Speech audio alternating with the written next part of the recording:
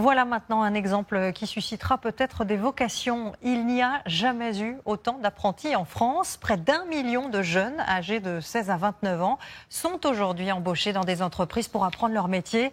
Et dans certaines professions, c'est d'ailleurs la seule façon de transmettre son savoir-faire. C'est notamment, vous allez le voir, le cas à l'Opéra de Paris. Sylvain Milenvoix et Julien Clouzot.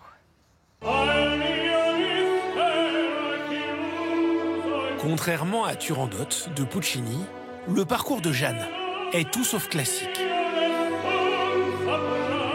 Dans les coulisses de l'Opéra Bastille, elle s'affaire pour la première fois. Ça va la perruque? Oui, ça tient, c'est impeccable.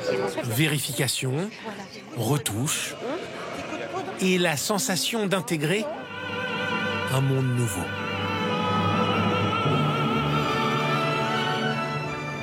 Car Jeanne a étudié les beaux-arts, obtenu des diplômes de coiffure et même travaillé plusieurs années. Mais à 29 ans, elle s'est inscrite en bac pro pour effectuer un apprentissage à l'Opéra de Paris. Est-ce qu'on prend pas plus long pour le retour? Son objectif, devenir maquilleuse perruquière. Tu peux faire un retour un tout petit peu plus long. Mais en France, il y a de moins en moins de perruquiers. Alors Catherine, 30 ans de métier, se charge de lui transmettre son savoir-faire. Oui, elle va le garder, bien sûr. Elle va le garder et puis elle va l'améliorer, elle va le peaufiner. Ce qui est enrichissant aussi dans ce métier, c'est de pouvoir avoir affaire à différentes personnes qui nous apprennent tous à leur manière et de se faire sa patte.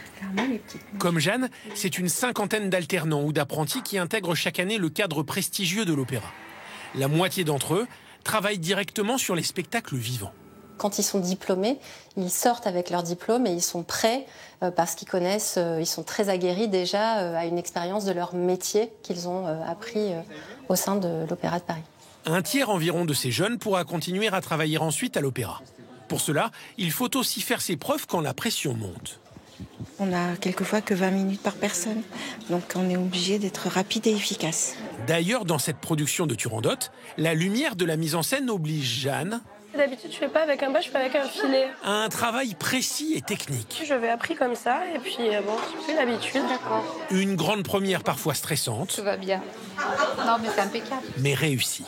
L'espoir, c'est de continuer à pouvoir travailler ici, ou dans le spectacle en tout cas.